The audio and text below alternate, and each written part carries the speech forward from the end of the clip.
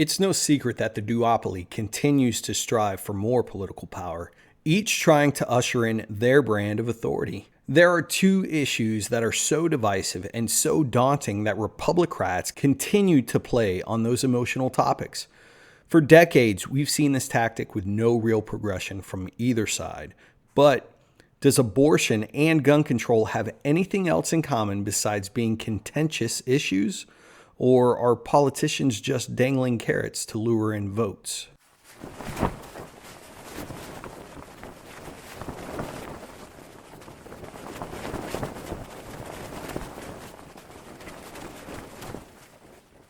Gun control and abortion, or 2A and pro-choice.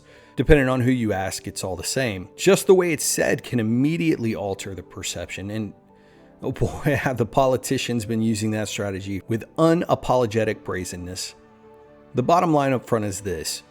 With these two issues specifically, both parties defend their case with the same argument, which is, if you ban this, people will still get it regardless, so banning it won't fix the problem.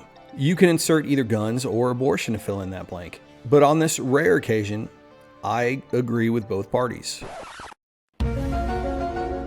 So let's take the gloves off and get right into this. The Second Amendment of our Constitution unequivocally guarantees the right for the people to bear arms.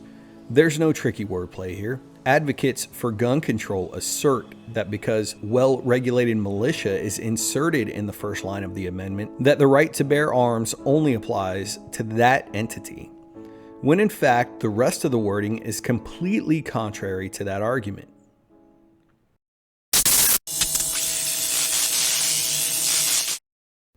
Let's take a look. A well-regulated militia being necessary to the security of a free state, the right of the people to keep and bear arms shall not be infringed.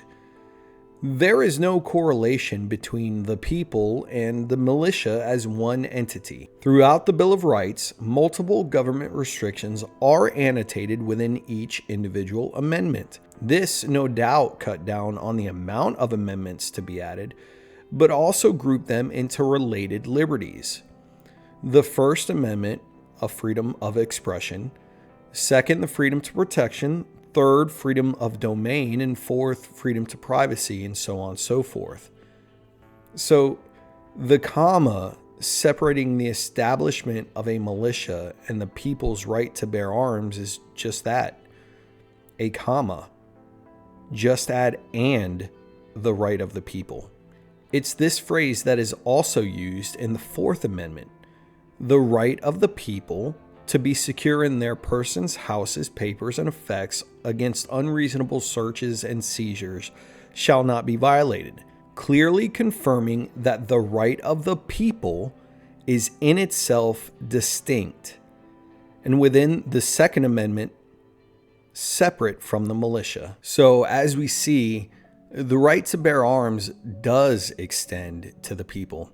The founders wrote this exactly as it was intended.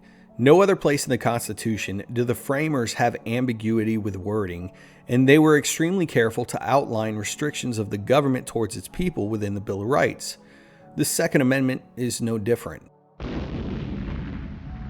Both parties shamelessly trot out half-truths and cherry-pick data to support their argument.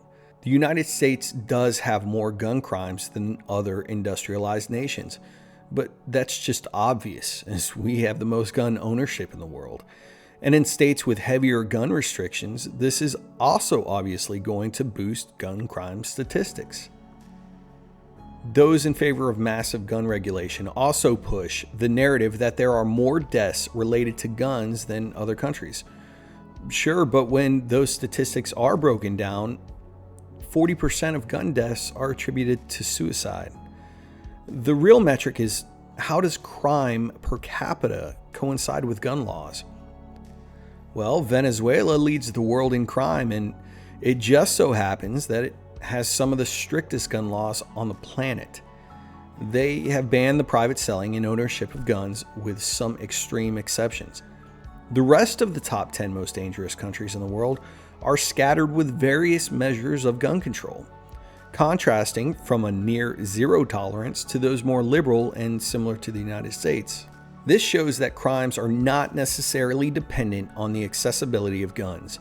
And as I've discussed before with drug and sex worker laws, where addiction should be the treatment and force and trafficking should be the target for laws, same goes with guns and crime. The tool doesn't negate a person's bad intentions. And like any other mental health issue, the person should be the target for help and solely responsible for their actions. The argument is circular from both sides, with feasible evidence to support each perspective, but exaggerated in order to hammer home their viewpoint. You could point out the effectiveness of the gun buyback programs and the drop of gun violence in the UK, but then easily rebuff that with the rise in knife violence and other petty crimes. You can also elaborate on the success of Switzerland's tolerant view on gun ownership, but then highlight the important restrictions, requirements, and training needed, as well as the population disparity between them and the US. It's apparent that both parties will distort statistics to embellish their narrative. Guns, without a doubt, are more lethal than other weapons, but refuting the intent of our founders with the argument that we now live in a more mature world that armed citizens aren't required to maintain freedoms, well, we need only look at Venezuela, and even as recently as Australia. Whether you're for strict gun control or supporting M1A1 tanks next day shipping on Amazon, in the United States, there has to be a good faith conversation on the accessibility and responsibility of guns and their ownership. The real reform needs to come in the recognition of mental health, rehabilitation, and the direct responsibility of one's actions. Abortion is the other great acrimonious issue that impassions the partisan spectrum. But we'll jump into that next week with part 2.